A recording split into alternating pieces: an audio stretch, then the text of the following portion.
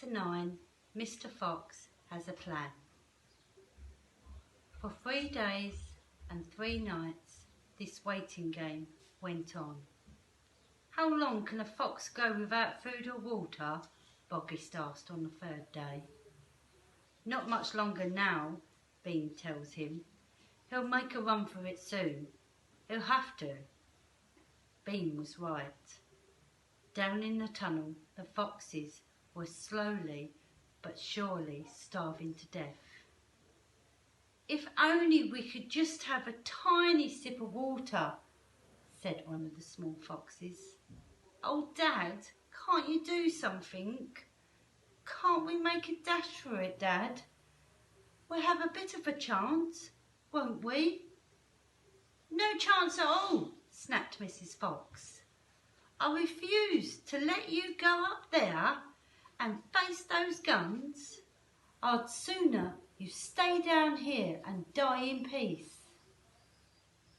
Mr. Fox had not spoken for a long time.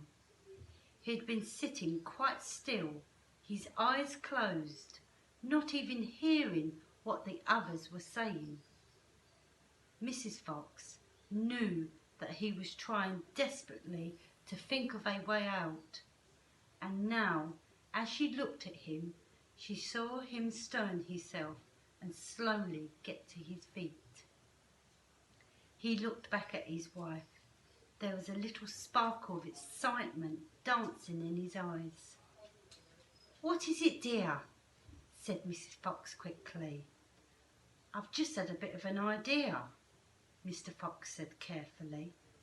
"What?" they cried. "Oh, Dad, what is it?" "Come on," said Mrs. Fox. "Tell us quickly." "Well," said Mr. Fox. Then he stopped and sighed and sadly shook his head. He sat down again. "It's no good," he said. "It won't work after all." "Why not, Dad?" "Because it means more digging, and we ain't any of us strong enough for that after 3 days and night without food."